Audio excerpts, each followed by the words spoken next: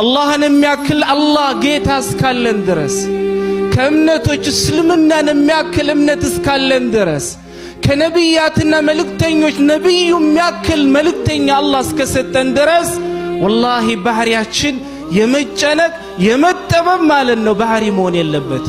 ለምን አላህ አለና አላህን ያለው ሰው የጎደለው ነገር አለ እንዴ? ስለዚህ ጭንቀቱ መጠበቡ ከየት መጣ የተባለ እንደውም ችግሩ የመጣው በውስጣችን ያለው የኢማን እድያኒ ብርሃን እየደከመ ስለሄደ ነው። ማወቅ ያለብን ኢማን እኛ ባሰብነው ቦታ አይደለም የሚቀመጠው፣ ይጨምራል ይቀንሳል። ሲጨምር ሰውየው ውብ ይሆናል፣ እየቀነሰ ሲሄድም በተቃራኒ ደግሞ ያ ውብ የነበረው ሰው ወደ ሌላ አህዋል ይገባል።